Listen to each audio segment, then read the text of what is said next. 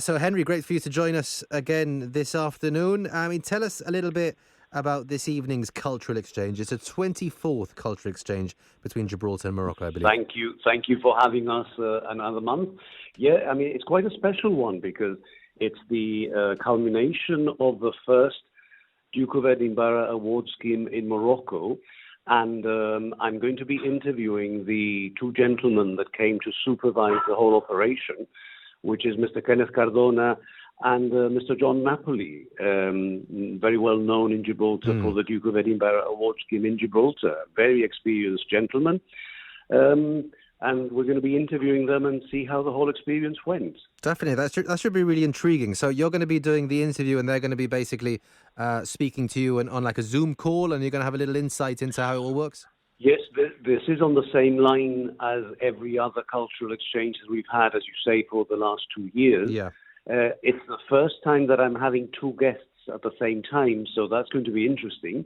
But, you know, I've known John and Kenneth since our school days with the same school year, and I think it's going to be fun. I mean, Kenneth, from seeing him on City Pulse last night, is quite a character, as you probably know. Yeah, I know. To me, I'll always call him Mr. Cardona. He was my teacher in Bishop Fitzgerald in year 7, and suppose I'll always see him as Mr. Cardona. But yeah, you mentioned there, fresh off the back of that kind of being a panelist on City Pulse last night, talking about 20 years since the referendum.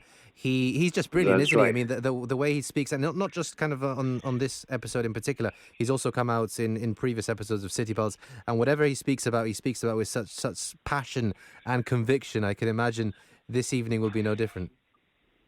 When you get to a certain age, the filter just goes and you say things as they are. So it's going to be an interesting one. But, you know, full credit to the Strait of Gibraltar Association for having put all this together. And it's taken quite some time, especially during the COVID period. All praise also to Saad Ben Yaqub, who is the coordinator for the Duke of Edinburgh here in Tangier. And we're hoping that this is going to be the first of many to come. And who knows, you know, we started in Tangier and we're hoping to expand throughout the whole of Morocco. Definitely. So if anyone does want to tune in this evening, how can they go about doing so? Well, we'll be transmitting live on the Strait of Gibraltar Facebook page at 6 o'clock in the evening, because Morocco and Gibraltar now share the same time zone, which facilitates a lot of things. But it will also be posted after the event. So if anybody can't tune in live, I mean, the beauty of tuning in live is that you can put questions to our guests, which also adds a touch of interest, no? But should people not be able to tune in live, they can always catch it later. And then eventually it will be posted on YouTube, like all our previous interviews are on YouTube, on our YouTube channel as well. Brilliant. And I know from speaking to you in the past, these videos that do go on YouTube and are streamed live, I mean, they're watched from all over the world. You get good numbers there, don't you?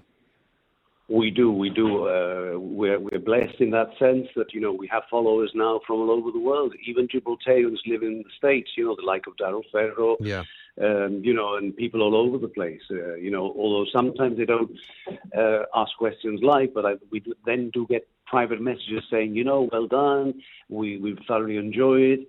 It's a way of keeping in touch with what's happening on that side of the world. So, yeah, you know, we do get out to the whole world, I suppose.